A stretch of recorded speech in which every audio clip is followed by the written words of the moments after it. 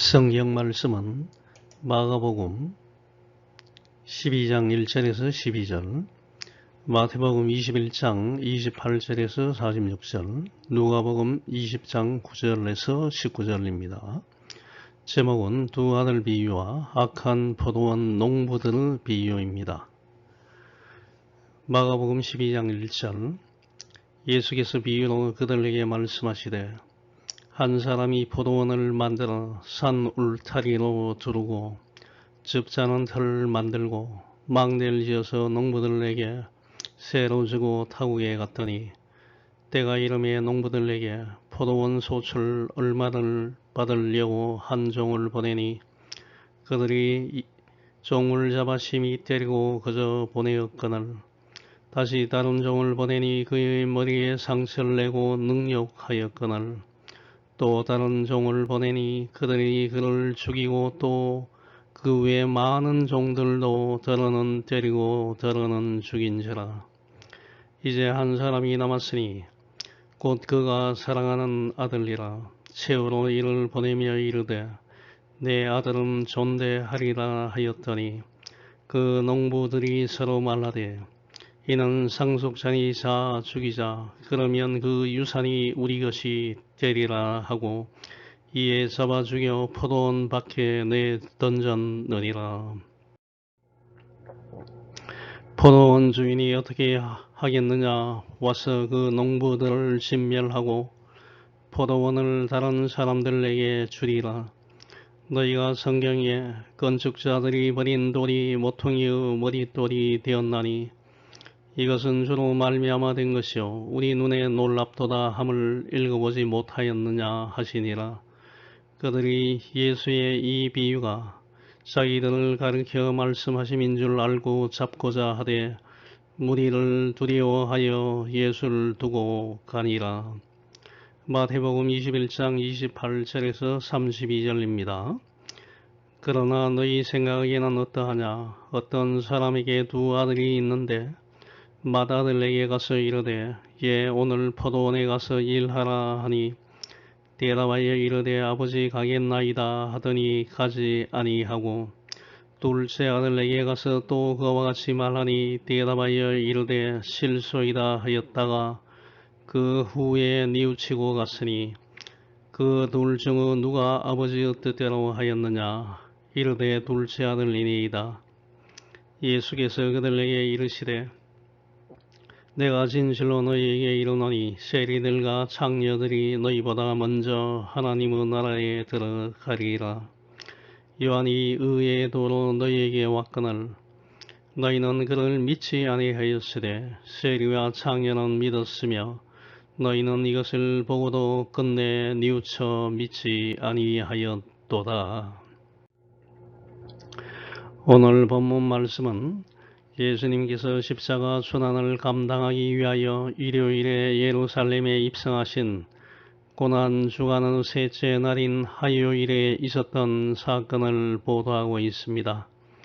유대 종교 지도자들인 대제사장들, 서기관들, 장로들은 성전에서 복음을 가르치고 계시는 예수님께 누가 당신에게 이런 권위를 주었느냐 라고 따지는 권위 논쟁을 일으켰습니다.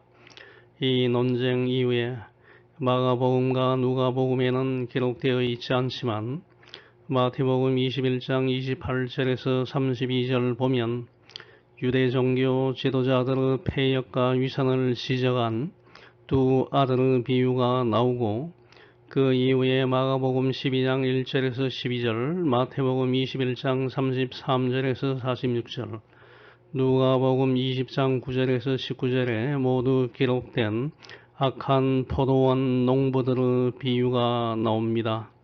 즉 예수님과 유대 종교 지도자들인 대제사장들과 서기관들과 장로들 간의 권위 논쟁이 발생한 이후에 예수님은 두 가지 비유, 두 아들의 비유와 악한 포도원 농부들의 비유를 말씀하시면서 유대 종교 지도자들의 불의와 악행을 지적하고 책망하셨습니다. 비유, 파라블이라는 단어는 헬라어로 쓰면 파라볼레인데 이 단어는 옆에를 의미하는 전치사 파라와 제시하다 라는 뜻을 지닌 동사 발로의 합성어입니다. 어떤 것 옆에 어떤 것을 제시하여 비교시킨다 라는 의미입니다.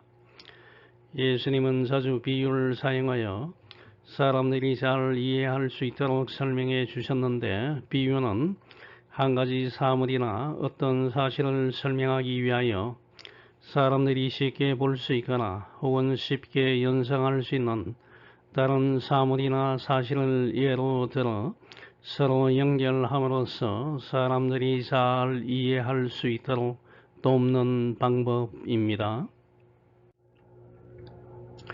예수님 당시에 타국이나 다른 지역에 체류하고 있는 지주와 땅을 빌려서 농사를 짓는 소작인들 사이에는 상당한 갈등과 분쟁이 있었습니다. 지주는 당초 계약한 대로 농산물을 추수한 다음에 계약한 양을 제공받아야 한다고 주장하는 반면에 소작인들은 계획한 만큼 소출이 나오지 않았으니 상당한 양을 감량해 주어야 한다고 호소함으로써 분쟁이 끊이지 않았습니다. 예수님은 이렇게 흔히 발생하는 이야기를 기반으로 삼아서 두 종류의 비유 말씀을 하셨습니다. 예수님은 마태복음 21장 28절에서 32절에 소위 두 아들의 비유를 말씀하셨고, 마가복음 12장 1절에서 12절, 마태복음 21장 33절에서 46절, 누가복음 20장 9절에서 19절에서는 악한 포도원 농부들의 비유를 말씀하셨습니다. 두 아들의 비유는 두 아들의 아버지가 두 아들에게 오늘 포도원에 가서 일하라고 말하였는데, 첫째 아들은 가서 일하겠다라고 아버지께 말하고는 일하러 가지 않았습니다. 둘째 아들은 일하러 가라는 아버지의 말에 싫습니다. 나는 일하러 가지 않겠습니다 라고 불순종의 말을 하고는 나중에 뉘우치고 아버지의 말에 순종하여 일하러 갔다는 내용입니다. 이 비유에서 예수님은 아버지의 지시에 순종할 것처럼 말하고 실제로 순종하지 않는 불의한 첫째 아들을 유대 종교 지도자와 이스라엘 백성에 비유하였고, 그 유대 종교 지도자들의 폐역과 허위 의식을 적나라하게 폭로하였습니다. 악한 포도원 농부들의 비유는 한 사람이 포도원을 만들고 포도원 경작에 필요한 모든 준비를 마친 후에 농부들에게 세를 주고 타국에 갔습니다. 실과를 수확할 때가 되어서 주인이 얼마의 실과를 받으려고 자기의 종들 농부들에게 보내었더니 농부들이 주인이 보낸 종들을 때리고 죽이고 돌로 쳤습니다. 주인이 다시 전보다 많은 종들을 보내었으나 악한 농부들은 전에 보낸 종들과 같이 때리고 능욕하고 상하게 하고 빈손으로 내쫓았습니다. 마지막으로 주인은 자신의 아들을 보내며 농부들이 자신의 아들만은 존대할 것이라고 생각했으나 농부들은 아들을 죽이고 그 유업을 차지하고자 모의한 후에 주인의 아들까지도 포도원 밖에 내어 쫓은 후에 살해하였다는 이야기입니다.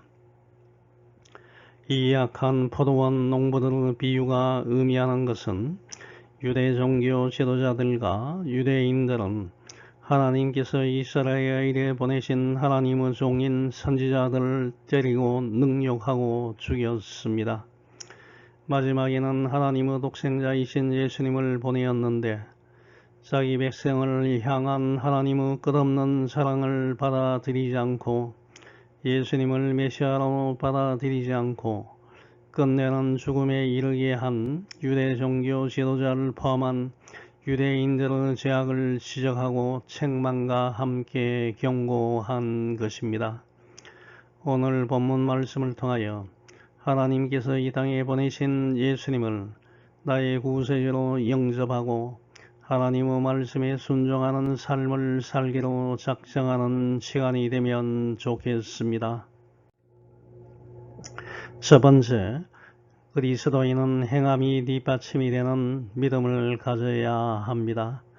마태복음 21장 28절에서 32절은 소위 두 아들의 비유라고 불리는 내용입니다. 예수님께서 유대 종교 지도자들에게 요한의 세례가 어디로부터 왔느냐, 하늘로부터냐, 사람으로부터냐 라고 질문하자 이러지도 못하고 저러지도 못하는 힘든 상황에 직면한 유대 종교 지도자들이 의논한 끝에 우리가 알지 못한다 라고 대답하자 예수님은 그렇다면 나도 무슨 권위로 이런 일을 하는지 너희에게 말하지 않겠다 라고 말씀하시고는 다시 이런 경우에 너희는 어떻게 생각하느냐 라고 말문을 여시면서 일명 두 아들의 비유를 말씀하셨습니다. 어떤 사람에게 두 아들이 있는데 맏아들에게 가서 오늘 포도원에 가서 일하라고 시키자 맏아들이 가겠습니다 라고 대답하고서는 가지 않았습니다. 그가 둘째 아들에게도 가서 같은 말을 했는데 둘째 아들은 싫습니다 하고 거절하였으나 뒤에 뉘우치고 아버지의 말씀에 순종하여 포도원에 가서 일하였습니다. 이 두 아들 중에서 누가 아버지에게 순종하였느냐 라고 예수님께서 질문하자 유대 종교 지도자들이 둘째 아들입니다 라고 대답하였고 이때 예수님은 세리들과 장녀들이 너희보다 먼저 하나님의 나라에 들어가게 될 것이라고 충격적인 선언을 하셨습니다. 왜냐하면 세리와 장녀들은 세례 요한의 사역을 통하여 죄를 뉘우쳤으나 죄를 회개하였으나 유대 종교 지도자들은 세례 요한이 의에 도달하는 길을 선포하였으나 뉘우치지 않고 그를 믿지 않았기 때문이라고 예수님은 설명하셨습니다. 두 아들의 비유는 외형적으로는 철저하게 하나님을 잘 섬기는 것 같이 보이나 실제로는 하나님의 뜻과는 거리가 먼 인간의 유전 전통에 따라 행동하고 하나님의 뜻을 실천하지 않고 불순종의 삶을 살던 유대 종교 지도자들의 위선과 폐역을 밝히기 위하여 하신 말씀입니다. 이 두 아들의 비유에 나타나는 어떤 사람은 하나님을 나타냅니다. 두 아들 중에서 맏아들, 첫째 아들은 자기 스스로 경건하다고 생각하는 유대 종교 지도자를 가리킵니다. 둘째 아들은 외형적으로 보기에는 하나님께 반항적이고 율법을 지키지 않고 세상 사람들로부터 따돌림받고 죄인으로 지탄을 받는 세리와 장녀와 같은 사람들을 가리킵니다. 오늘 포도원에 가서 일하라는 명령을 받은 첫째 아들은 즉시 가겠습니다 라고 대답하였으나 실제로 그는 포도원에 가지 않았습니다. 그는 신실한 아들같이 보이지만 사실은 그렇지 않았습니다. 이 아들의 행동과 모습이 유대 종교 지도자들의 모습이었습니다. 유대 종교 지도자들은 하나님의 뜻을 알고 있었고 이 비유에 나오는 맏아들처럼 하나님의 말씀대로 행하겠다고 대답은 잘하지만 약속을 지키지 않았습니다. 그들의 겉모습은 경건주의자와 같은 모습이었으나 실제 그들의 내면은 하나님을 두려워하는 경외심이 전혀 없었고 사단의 속성으로 가득 찬 위선자들이었습니다. 유대 종교 지도자들은 하나님의 뜻을 정확하게 이해하고 있었지만 하나님의 뜻에 순종하지 않았습니다. 요즘 그리스도인들 중에도 이런 부류의 사람들이 있습니다. 나는 믿음이 있다고 말하면서도 행함이 뒷받침되지 않고 입으로만 말하는 사람들이 여기에 해당됩니다. 야고보는 행함이 없는 믿음을 가진 사람들을 따끔하게 질책했습니다. 야고보서 2장 14절에서 17절 보면 나의 형제자매 여러분, 누가 믿음이 있다고 말하면서도 행함이 없으면 무슨 소용이 있겠습니까? 그런 믿음이 그를 구원할 수 있겠습니까? 어떤 형제나 자매가 헐벗고 그날 먹을 것조차 없는데 여러분 가운데서 누가 그들에게 말하길 평안히 가서 몸을 따뜻하게 하고 배부르게 먹으십시오 하면서 말만 하고 몸에 필요한 것들을 주지 않는다고 하면 무슨 소용이 있겠습니까? 이와 같이 믿음의 행함이 따르지 않으면 그 자체만으로는 죽은 것입니다 라고 말하고 있습니다. 즉 립 서비스 잘하는 사람들을 질책했습니다. 하나님을 기쁘시게 하는 믿음은 내가 믿습니다 라고 입술로만 고백하는 것이 아닙니다. 행함이 뒷받침되는 믿음을 말합니다. 믿음은 행함을 통하여 입증됩니다. 창세기 22장 1절에서 19절을 보면 아브라함이 어떻게 행동하였길래 하나님으로부터 믿음의 조상이라고 인정받은 사건이 나옵니다. 하나님이 아브라함을 시험해 보시려고 그를 부르시고 너는 사랑하는 내 외아들 이삭을 데리고 모리아 땅으로 가서 내가 지시하는 산에서 그를 번제물로 바쳐라 라고 말씀하셨습니다. 그래서 아브라함은 다음날 아침 일찍 일어나서 나귀의 안장을 지우고 제물을 태울 나무를 준비하여 두 종과 자기 아들 이삭을 데리고 하나님이 지시하신 곳을 향해 떠났습니다. 3일째 아브라함이 멀리서 그곳을 바라보고 종들에게 너희는 나귀와 함께 여기 있거라. 내가 아들과 저기 가서 경배하고 오겠다라고 말하고 아브라함은 이삭에게 제물을 태울 나무를 가지고 가게 하고 자기는 불과 칼을 들고 갔는데 도중에 이삭이 자기 아버지를 불러서 아버지, 불과 나무는 여기 있는데 제물로 바칠 어린 양은 어디 있습니까? 라고 질문하자 아브라함은 제물로 바칠 어린 양은 하나님이 직접 준비하실 것이다 라고 말하고 계속 걸어가서 하나님이 지시하신 곳에 이르렀을 때 아브라함은 그곳에 단을 쌓고 나무를 벌려놓은 다음 자기 아들 이삭을 묶어 단의 나무 위에 올려 놓았습니다. 아브라함이 손을 내밀어 칼을 잡고 자기 아들을 치려는 순간에 여호와의 천사가 하늘에서 아브라함아 아브라함아 하고 불렀습니다. 아브라함이 내가 여기 있습니다 하고 대답하자 천사가 그 아이에게 손을 대지 말라. 그에게 아무 해도 입히지 말라. 내가 하나밖에 없는 내 외아들까지 아끼지 않았으니 내가 하나님을 두려워하는 줄 내가 이제 알았다 하고 말하였습니다. 아브라함이 주위를 살펴보니 뒤에 숫양 한 마리가 있는데 뿔이 수풀에 걸려 있어서 아브라함은 그 숫양을 가져다가 아들 대신 제물로 바쳤습니다. 아브라함이 그곳 이름을 여호와 이레라고 불렀으므로 오늘날까지도 사람들이 여호와의 산에서 준비될 것이다 라는 말을 하고 있습니다. 여호와의 천사가 하늘에서 다시 아브라함을 불러서 내가 내 이름으로 맹세하지만 내가 이처럼 하나밖에 없는 내 아들까지 아끼지 않았으므로 내가 너에게 한없는 복을 주어 내 후손을 하늘의 별과 바닷가의 모래알처럼 많게 하겠다. 내 후손들이 그 원수들을 정복할 것이다.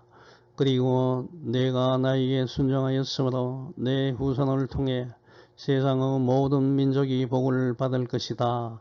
라는 여호와의 말씀을 전하였습니다. 아브라함은 자기 종들에게 와서 그들과 함께 브엘세바 현재 이름은 텔레스세바로 돌아와 거기서 살았습니다. 창세기 17장 4, 5, 6절에 나오는 너는 여러 민족의 아버지가 될지라. 이제 후로는 내 이름을 아브라함이라 하지 아니하고 아브라함이라 하리니 이는 내가 너를 여러 민족의 아버지로 되게 하고 내가 너로 심히 번성하게 하겠다라는 하나님의 약속을 믿었기 때문에 아브라함은 자기 외아들 이삭을 제물로 바치라는 하나님의 명령에 즉각 순종하였고 이 사건을 통하여 하나님과의 관계가 더욱 돈독하게 되었습니다. 오늘 이 시대의 그리스도인들이 세상 사람들로부터 비난을 받는 한 가지 이유는 예수님에 대한 믿음을 입으로 고백을 하는 사람들은 많지만 행함을 통하여 예수님에 대한 믿음을 보여주는 사람들이 적기 때문이 아닐까 생각합니다. 마태복음 21장 31절 보면 예수님께서 유대 종교 지도자들을 향하여 세리들과 창녀들이 너희보다 먼저 하나님의 나라에 들어간다 라고 말씀하셨습니다. 여기서 세리들과 창녀들은 두 아들 비유에 나오는 둘째 아들에 해당하는 사람들이고 너희라고 언급한 유대 종교 지도자들은 첫째 아들을 상징하는 사람입니다. 세리들과 창녀들은 유대 종교 지도자들과 비교하면 모든 면에서 비교가 되지 않을 정도로 미천한 자들이었고 세상 사람들로부터 따돌림을 당하는 죄인들이었습니다. 하지만 세리들과 창녀들은 자신들이 죄인임을 인정하고 예수님의 말씀을 듣고 회개하여 예수님을 구세주로 영접하였습니다. 이에 반하여 유대 종교 지도자들은 자신들 스스로 의인인 채 가장하여 교만하게 행동하였고 죄를 뉘우치지 않았고 자신들을 구원하기 위하여 오신 예수님을 배척하였고 결국에는 십자가에 못 박아 죽이고 말았습니다. 그리하여 예수님은 세리들과 창녀들이 유대 종교 지도자들보다 먼저 하나님의 나라에 들어갈 것이라고 선언하셨습니다. 여기서 주의해야 할 점은 먼저 들어간다 라는 단어 때문에 세리들과 창녀들과 같이 유대 종교 지도자들도 천국에 들어갈 수 있는데 단지 세리들과 창녀들보다는 늦게 들어가거나 혹은 천국에 들어가서 상급이 작을 뿐이다 라고 오해해서는 절대 안 됩니다. 이것은 잘못된 해석입니다. 여기에 사용된 보다 먼저 들어간다로 번역된 헬라어 프로아구시는 프로아구 현재형이므로 본구절에서는 진리를 나타내는 현재형으로 쓰였습니다. 프로아구는 보다 먼저 들어간다 라는 비유를 나타내는 동사이므로 시간적 순서의 차이를 나타내는 것으로 통상적으로 생각할 수 있는데 여기서 예수님께서 말씀하신 것은 시간적 순서의 차이가 아닙니다. 오직 유일이라는 의미로 말씀하셨기 때문에 오직 세리들과 창녀들만이 하나님 나라에 들어간다는 것을 강조하기 위하여 비교급을 사용하였다는 것을 확실히 기억하시기 바랍니다. 마태복음 21장 32절 보면 세례 요한이 의에도 The way of righteousness로 왔거늘 즉 세례 요한이 와서 올바른 길을 가르쳤으나 유대 종교 지도자들은 믿지 않았으나 세리들과 창녀들은 믿었습니다. 세례 요한은 죄 때문에 하나님께 나아갈 수 없는 모든 사람들에게 회개의 세례를 전파함으로써 하나님이 받아들일 수 있는 의의 길을 선포했습니다. 세리들과 창녀들은 회개의 세례를 믿고 받았지만 유대 종교 지도자들은 제사장들과 레위인들 요한에게 보내어 당신이 누구인지를 밝히라고 즉 요한의 정체에 대하여 질문만 하였을 뿐 다른 어떠한 관심도 가지지 않았습니다. 사실 세례 요한의 세례는 과거에 지은 죄를 회개함으로써 죄에 대한 용서를 받는 것이지 죄에 대한 근본적인 해결책은 아니었습니다. 세례 요한의 세례는 예수님이 땅에 오시기 이전인 구약 시대의 제사의식과 같이 장차 오실 예수 그리스도의 속죄 사역을 준비하고 미리 알려주는 예표적인 성격입니다. 하지만 예수님이 행하시는 물과 성령으로 베푸시는 세례는 죄를 용서해주고 동시에 지속적으로 죄를 이기게 하는 능력이 있습니다. 예수님의 이름으로 받는 세례를 통하여 그리스도인은 자신과 성령님이 함께 하심을 체험하게 되고 성령님을 통하여 죄의 유혹을 물리칠 수가 있습니다. 그러므로 세례 요한은 메시아이신 예수님께로 사람들을 인도하는 길잡이이며 그 자체이신 예수님께로 나아가는 길을 알려주는 표지판 역할을 하였습니다. 이런 세례 요한을 선지자로 생각했던 세리들과 장녀들은 회개를 통하여 예수님께로 올 수 있었지만 세례 요한을 거부한 유대 종교 지도자들은 예수님도 거부함으로써 예수님께로 나아올 수가 없었습니다. 예수님은 이것을 지적하면서 유대 종교 지도자들의 패역과 허위 의식을 책망하신 것입니다. 인간은 자신의 힘으로는 구원을 얻을 수 없는 죄인입니다. 오직 자신의 죄를 뉘우치고 하나님의 은혜로만 구원에 이룰 수 있음을 기억하고 저와 여러분은 날마다 회개와 하나님의 긍휼을 구하는 겸손한 자세로 살아가야 합니다. 두 번째, 그리스도인들은 말씀을 듣고 깨닫고 즉각적으로 실천해야 합니다. 악한 포도원 농부들의 비유는 공간복음서에 모두 기록되어 있습니다. 마가복음 12장 1절에서 12절, 마태복음 21장 33절에서 46절, 누가복음 20장 9절에서 18절에 나옵니다.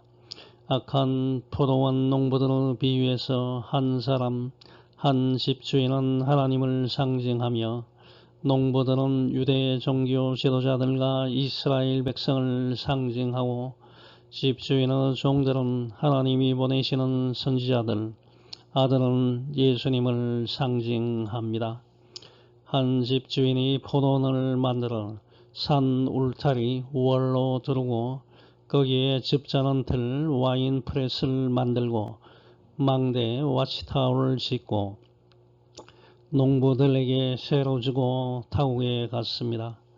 집주인은 산짐승이나 도적이 들어오지 못하도록 포도원을 완벽하게 구축하고 농부들과 소출의 얼마를 지불받는 조건으로 계약을 하고 멀리 타국에 갔습니다.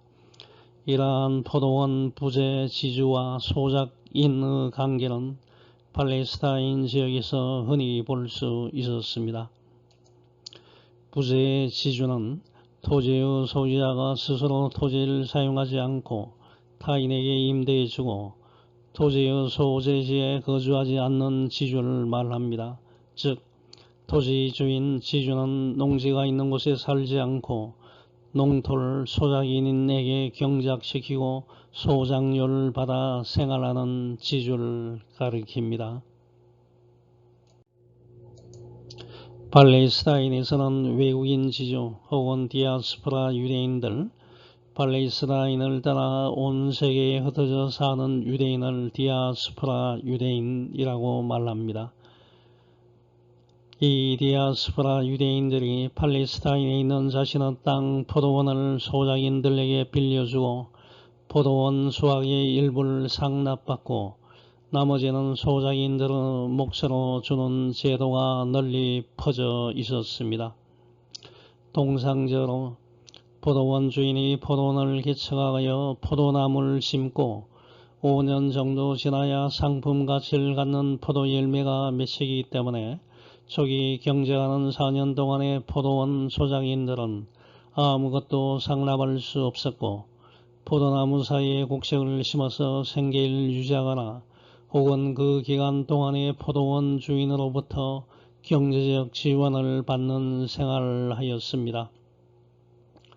본문 말씀에서 포도원 주인이 농부들에게 세를 주었다는 것은 포도원 구축에 필요한 모든 설비 환경을 완벽하게 구축하고 4년 동안 아무런 이익 없이 계속적으로 투자한다는 것을 의미하고 상징적으로는 포도원 주인 되시는 하나님께서 농부로 비유되는 유대 종교 지도자들과 이스라엘 백성들에게 아무런 어려움 없이 신앙생활을 할 수 있도록 모든 것을 완벽하게 만드셔서 제공했다는 것을 뜻합니다. 부재의 지주와 직접 포도원을 경작하는 소작인 사이에 소출 계약을 맺듯이 하나님은 이스라엘 백성과 언약을 맺으시고 그들이 진리와 공의로 살길 기대하셨습니다. 실제로 유대인들은 하나님으로부터 선택받은 구약 선민이었으며 모세를 통하여 율법을 받았으며 많은 선지자를 통하여 올바른 신앙의 길로 갈 수 있도록 하나님께 큰 은혜를 받은 백성입니다. 그러나 유대인들은 악한 농부들이 자비를 베푸는 주인을 배반했듯이 무한한 은혜를 베푸시는 하나님을 배반하였습니다. 시간이 흘러 이제 열매 거둘 때가 다가왔습니다. 포도원 주인이 타국에 머문 기간은 적어도 포도원을 만들고 첫 소출이 발생하기까지 5년 정도의 시간이 흘렀습니다. 이것은 비유적으로 하나님은 유대 종교 지도자들이 신앙의 열매를 거둘 수 있는 충분한 시간을 제공하셨으며 열매가 맺히기를 오랫동안 참고 기다리셨습니다. 포도원 주인은 소출한 포도 열매를 받으려고 자기의 종 3명을 농부들에게 보내었습니다. 집주인은 농부들과 계약을 맺었기 때문에 정당한 자신의 몫을 얻기 위하여 종들을 보내었습니다. 그런데 농부들은 집주인이 보낸 종들을 잡아서 한 종은 심히 때리고 한 종은 죽이고 한 종은 돌로 쳤습니다. 이 농부들은 소작료를 지불해야 할 의무가 있는데 도리어 악행을 저질렀습니다. 종들은 자신들이 아무런 잘못이 없는데도 불구하고 농부들에게 맞고 심지어 죽임을 당하였습니다. 하나님의 보내심을 받은 종들은 하나님의 뜻을 가장 잘 알고 있다고 자부하고 있던 유대 종교 지도자들로부터 악한 방법으로 핍박을 받았습니다. 하나님은 이스라엘에 많은 선지자들을 보내셔서 하나님 이외의 다른 신을 섬기는 잘못을 뉘우치고 자신들의 죄를 회개하고 하나님께로 돌아오라고 하였으나 이스라엘 백성들은 그리하지 않았고 하나님께서 보내신 선지자들을 심히 때리고 죽이고 돌로 쳤던 것입니다. 유대 종교 지도자들은 이러한 행동을 통하여 더 이상 하나님의 명령을 쫓지 않겠다는 의사를 표현하였으며 그들은 극악무도한 타락상을 보여주었습니다. 포도원 주인은 자신의 종을 잔인하게 죽인 악한 농부를 즉각적으로 심판하는 것이 마땅하지만 주인은 농부들에게 자비를 베풀어 한 번 더 기회를 주었습니다. 즉 하나님은 유대 종교 지도자들과 이스라엘 백성들이 지은 죄에 대하여 인내하면서 그들의 잘못을 뉘우치고 올바른 길로 돌아오길 기대하면서 다시 한 번 더 기회를 허락하셨습니다. 이번에는 주인이 처음보다 더 많은 종들을 보내었습니다만 악한 농부들은 처음과 동일하게 종들을 잡아서 때리고 돌로 치고 무참히 살해하는 참혹한 죄를 저질렀습니다. 하나님은 자신을 배반하고 보낸 종들을 대적하여 죽인 이스라엘을 쳐서 멸하는 것을 쉽게 하실 수 있지만 도리어 더욱 크신 은혜를 베풀었습니다. 여기서 저와 여러분은 하나님의 크신 은혜와 사랑을 볼 수 있습니다. 에스겔 18장 23절 보면 하나님은 악인이 죄악 중에 죽는 것을 조금 더 기뻐하지 않으신다고 말하고 있습니다. 내가 어찌 악인이 죽는 것을 기뻐하겠느냐? 그가 죄악의 길에서 떠나 살면 내가 기뻐하지 않겠느냐? 누가복음 15장 11절에서 32절 보면 하나님의 사람에 대한 마음을 알 수 있습니다. 일명 탕자의 비유라고 불립니다.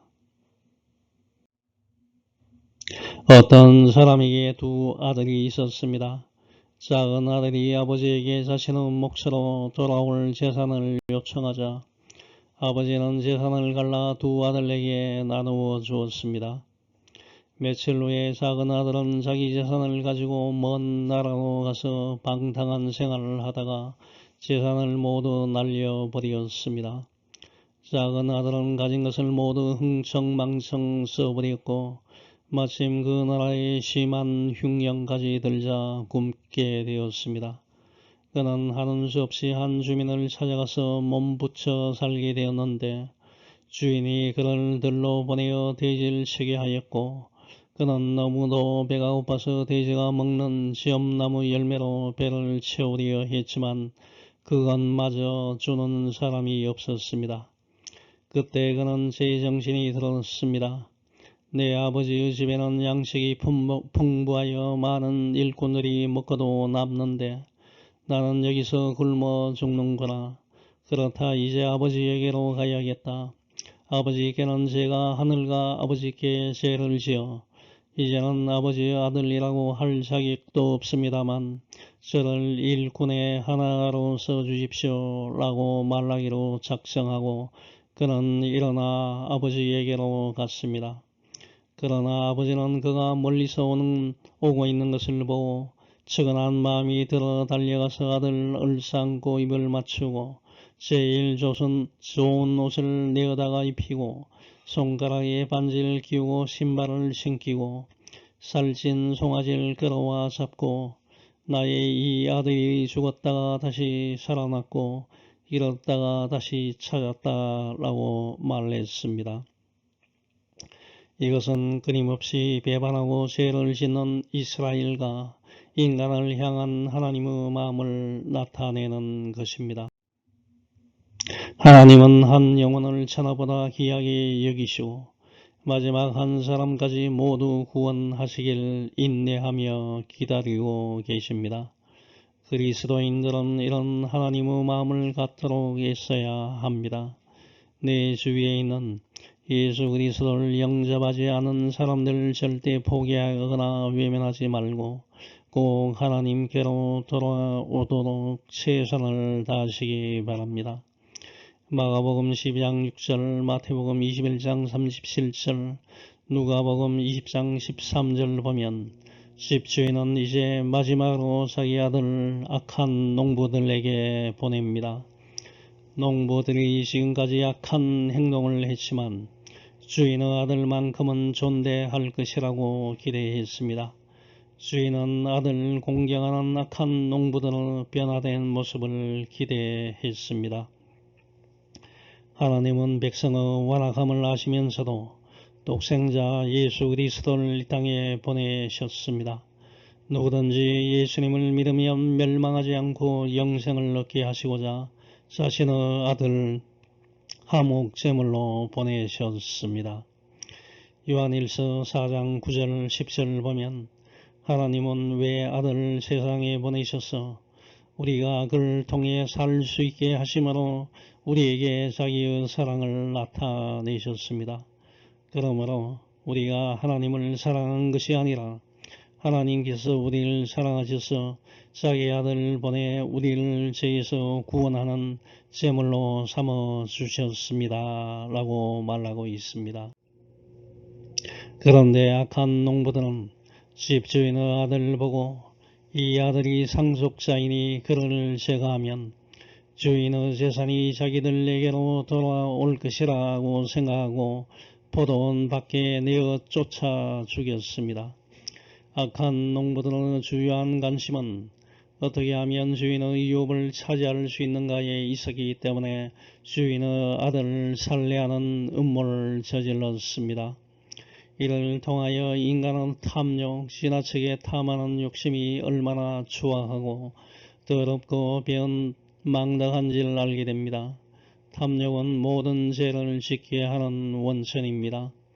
예수님은 이 약한 포도원 농부들의 비유를 듣고 있던 유대 종교 지도자들에게 그런 포도원 주인이 올 때 이 약한 농부들을 어떻게 하겠느냐라고 질문하자 그들은 주인이 약한 농부들은 멸하고 포도원은 제때 실과를 바칠 만한 다른 농부들에게 세를 줄 것이라고 대답하였습니다. 예수님은 농부들에 대한 집주인의 심판을 염두에 두고서 질문하셨습니다. 예수님은 비유 결론이 분명해진 시점에 결론을 직접 말씀하시기에 앞서 먼저 유대 종교 지도자들에게 질문을 던져서 그들 스스로가 결론을 내릴 수 있도록 유도하셨습니다. 악한 농부들이 집주인의 아들을 죽였다고 주인의 소유가 자신들의 것이 될 것이라는 농부들의 기대는 헛된 것이 되고 말았습니다. 농부들은 집주인이 오는 날에 그들의 행위에 따라 심판을 받게 될 것입니다.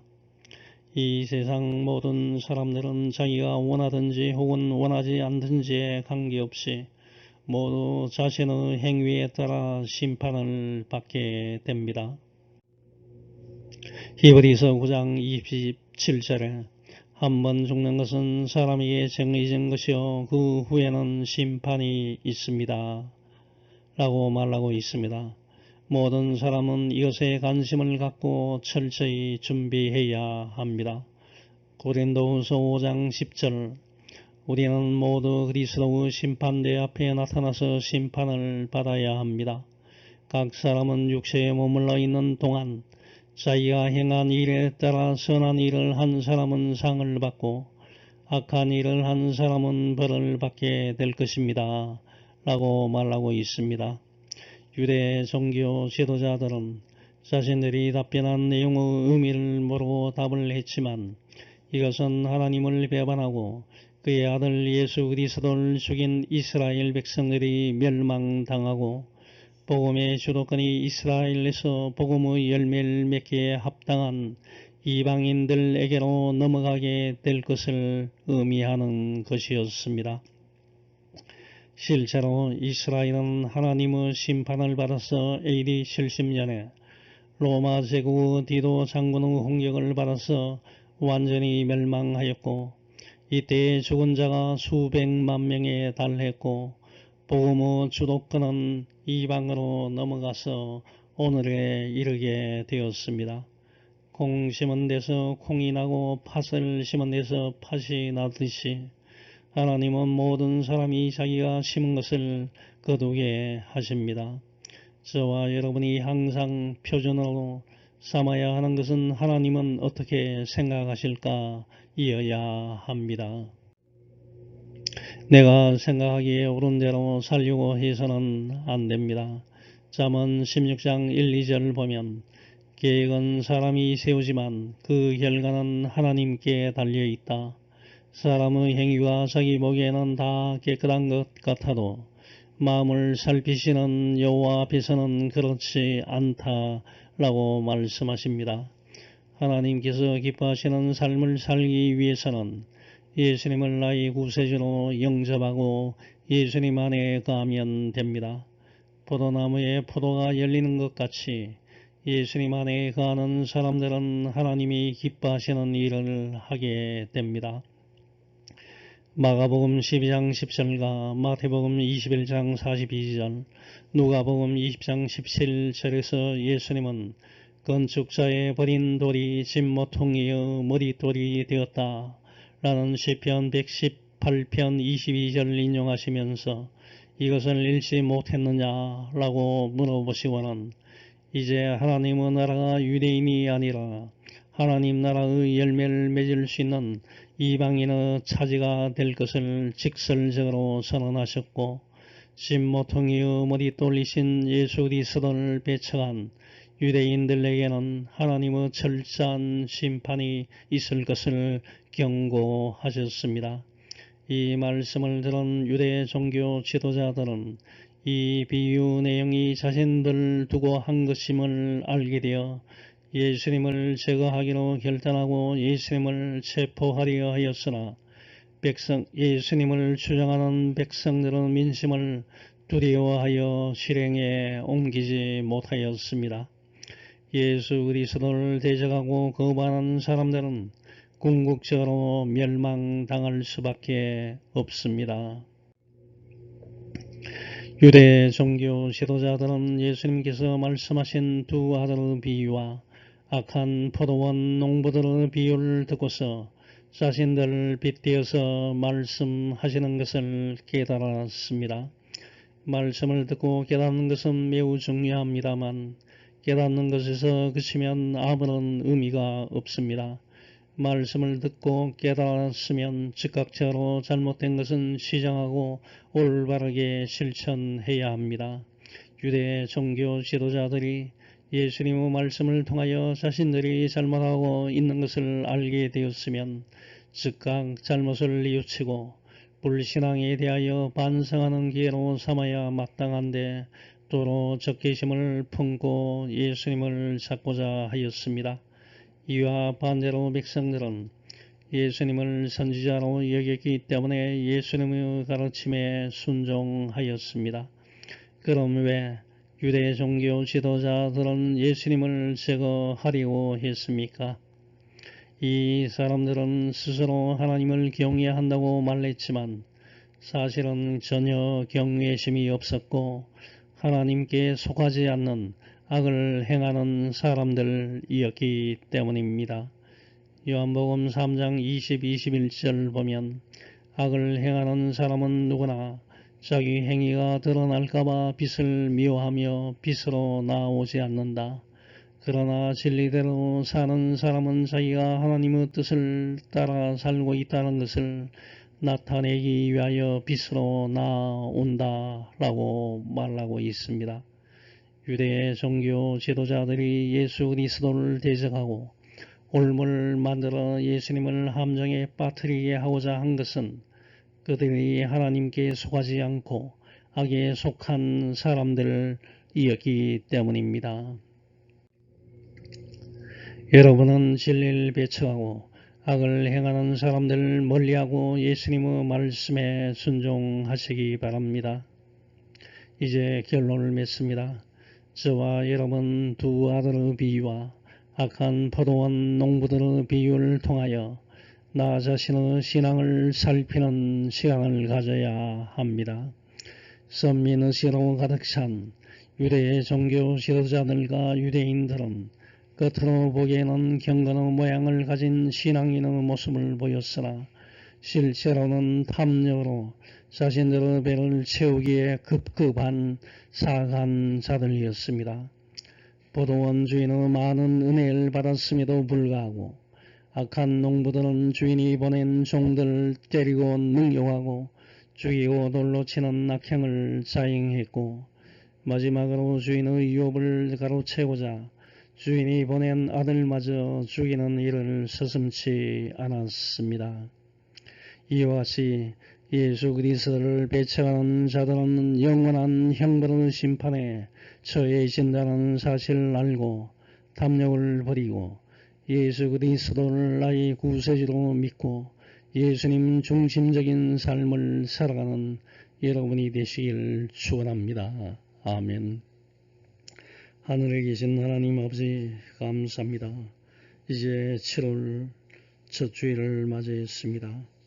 항상 마음이 즐겁고 기쁜 생활할 수 있게 인도해 주옵소서. 행함이 뒷받침되는 믿음을 가져야 합니다. 말씀을 듣고 깨닫고 즉각적으로 실천하는 한 주간의 삶이 되게 인도해 주옵소서. 예수님의 이름으로 기도합니다. 아멘.